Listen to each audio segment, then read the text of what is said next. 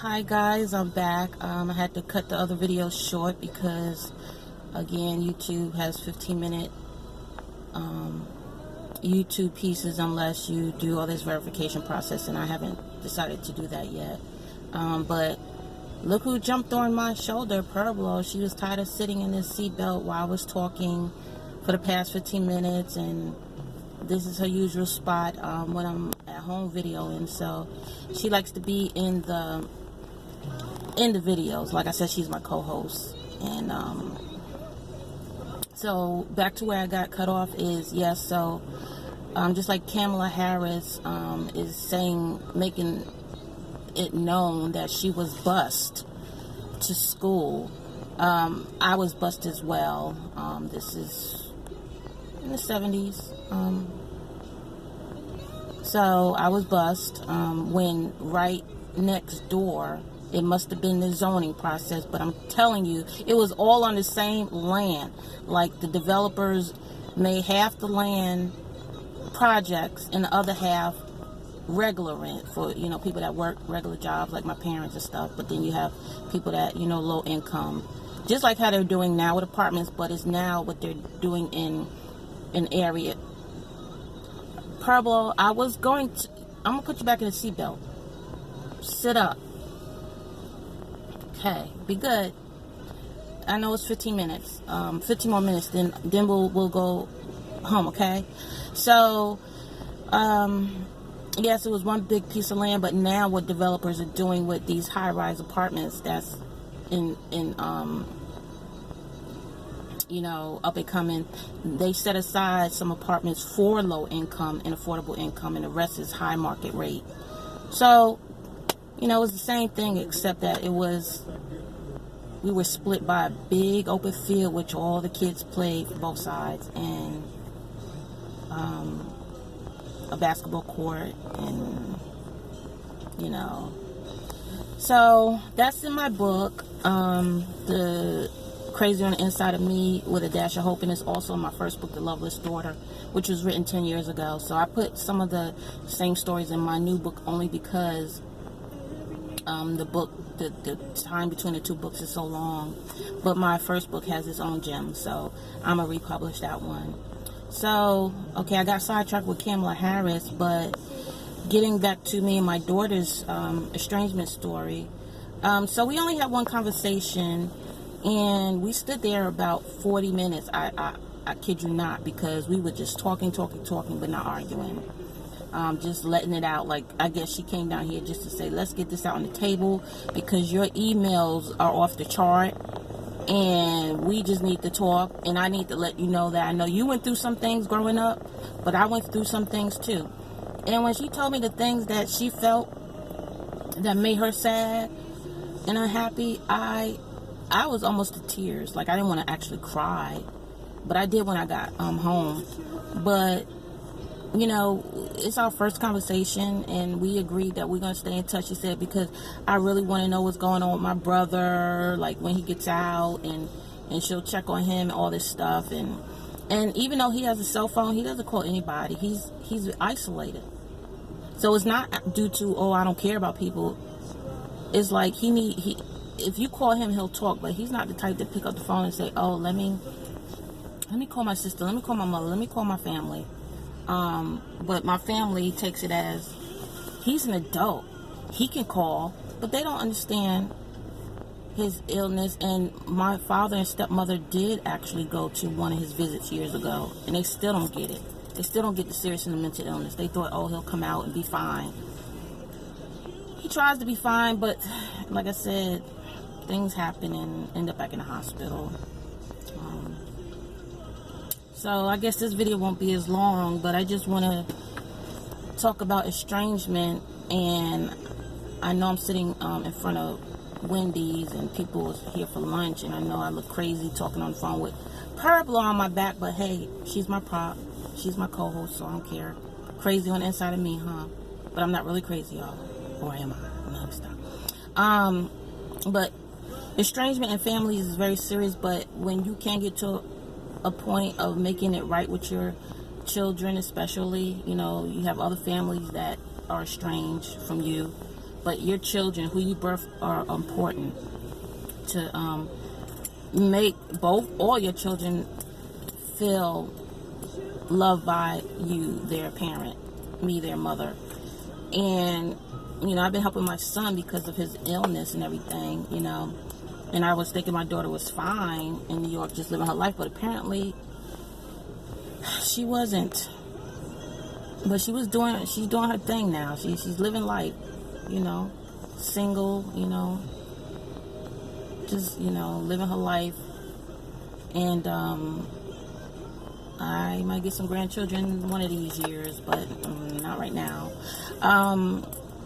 And so, yeah, it's been since 2015, and now it's 2019, and actually I feel a little bit better because, you know, it was like a hollow inside of me, you know.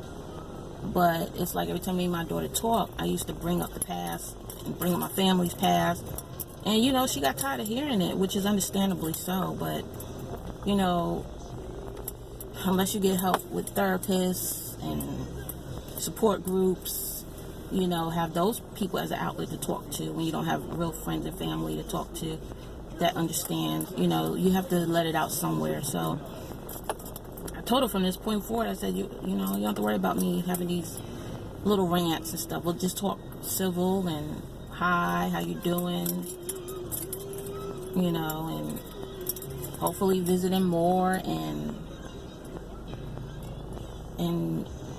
I mean, because we did have a bond, like, you know, I thought we had a good life, you know, me raising kids, but she mentions the hard times, seeing me depressed and all this stuff, and angry myself and things like that. But you know, I have Christ in me, and right now in the background, I don't own the copyright, but listening to my Christian radio station, and, you know, I have Christ in my life, and I just try my best to be positive each day. But there are some days when I'm just down at... Okay, Pablo, there's a man out there standing by his car talking to somebody, so I'm not going to put you back up on my show. Let me show you what Pablo is doing. Can you see her? Where is she? You see where she is? So she's tired of being in this car, so she can stay there for now. You know, she's moody too, y'all. She has mood issues. So yeah, that's why I do these videos, and I wrote my book just to give people an insight on what it's like to live with mental illness and a family member watching you go through it, watching, like my daughter watching her brother go through it, and just the sadness, the dark times. But, you know, right now it is a sunny day, so I'm just going, we can only take it one day at a time, because there's some days where it's really hard and it's really struggle. Like, my son's been in the hospital for a while, and, you know, those are hard times, those are dark times. But, you know, my daughter came out the blue, and, you know, sometimes when you pray to God, he answers prayers. So, you know, because going through things alone is really, really difficult. It can bring your stress level up, your anxiety up, your blood pressure up, and, you know, sometimes you just need to be lifted up. So for anybody that's, you know, dealing with it, I hope you can relate. And those who don't understand or don't have family members directly associated with mental illness, I hope my videos and my book will bring an enlightenment. I'm, of course, coming from the African American perspective, a single mother that raised a child with behavioral problems, turned into serious mental illness, and I finally recognized my own, starting with depression and anxiety. And when I told one doctor about everything from growing up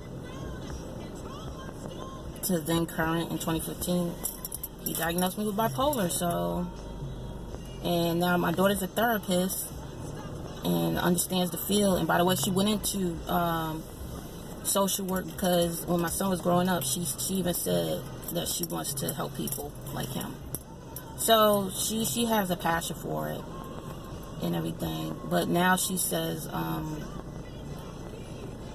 asked her, I said, well, looking back now, would you say I was bipolar back then? She was like, yeah, I would. So that's that. And she told me some things that I clearly don't remember. Like, I must have blacked out, and not from, just mentally blacked out, not from being on any kind of substance. Because that's all in my book, but I wasn't on no hard drugs and alcoholic and out there wilding out. I took care of my kids. I went to church, like I said, and put them in sports and girls. I was a Girl Scout leader. I did things with my kids that I thought I was doing way better than my parents, because my parents, like I said, when they gave me to my grandma at 13, and then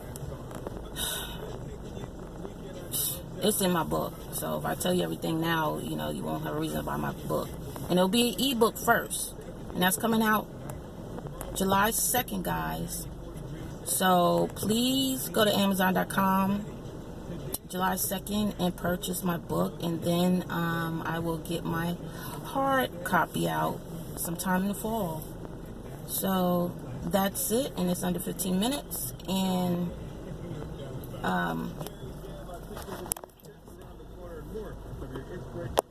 okay, Purple. I don't know what's wrong with this video, how to do it, but okay. Okay, can you see her? No, right? Because of the sun. Because this man is standing out there. I think he's staring at me while I'm playing with a teddy bear. So, Purple's happy now because I'm getting off this video. She's dancing. She's playing. So, she's in a good mood now. So, I will talk to you later.